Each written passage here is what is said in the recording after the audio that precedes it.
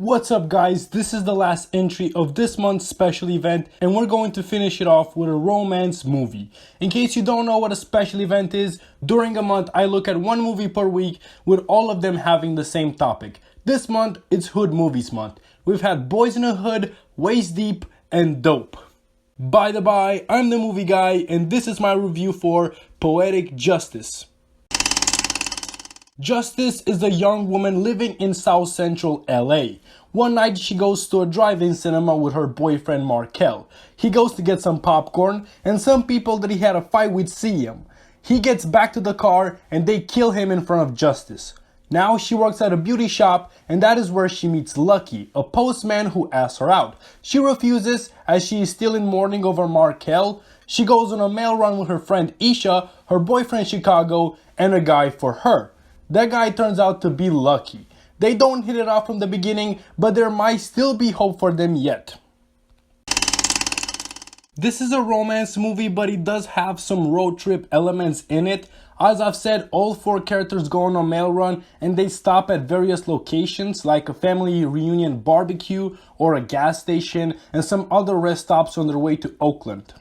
The melodies in this movie really set the vibe. They're usually soothing songs because Justice has been through some traumatic things, so the songs reflect how she feels inside. And Justice is also into poetry and she writes a lot. Some of her poetries are narrated and man, they are really good. Sometimes the rhyming wasn't the best, but some of the verses really had something behind them, and I'll return to this in the facts column. I wasn't really a fan of the editing. I think there were some moments where the cuts felt out of the ordinary for the movie. For example, there is a scene when Lucky leaves Justice on the middle of the road and he keeps on saying that he's not going to pick her up again, and then the camera cuts to him picking her up. It felt out of place for this movie.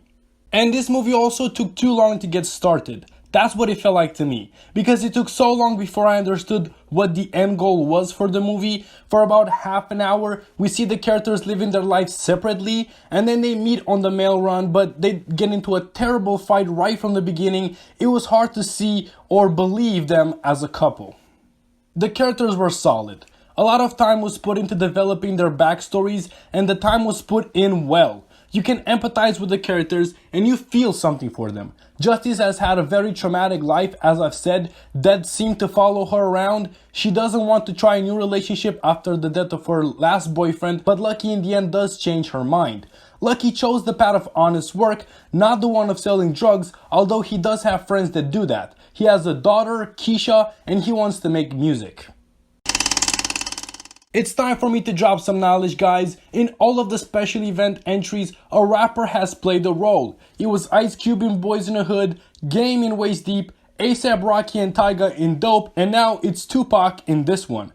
The poetry that Justice writes is actually written by Maya Angelou, who makes a cameo in this movie, and Tupac got into a heated altercation with an extra on the set. The extra, who was part of a gang, said that Tupac pulled a gun and flashed gang signs at him. Tupac has later said that he was intoxicated and couldn't remember what was said.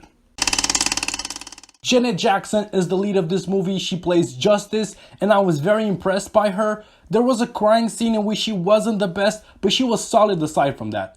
Tupac Shakur was great. He was very charming and charismatic. I'm starting to think that all rappers can act because all of the rappers from this special event played great.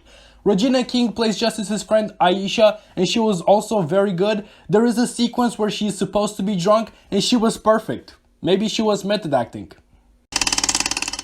There is only one scene that I can pick, and that is Lucky's first encounter with Justice. Lucky asks for her phone number and she says that she wants to whisper something to him.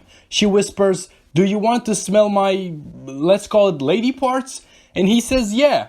Justice calls over her boss, explains what Lucky wants, and her boss blows air in the face of Lucky.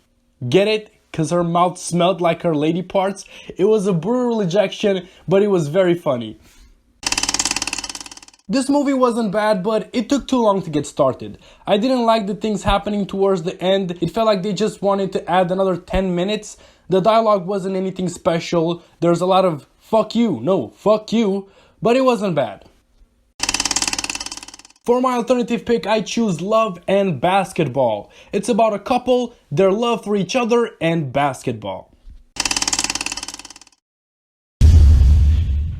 So my rating for Poetic Justice is 2.5 stars.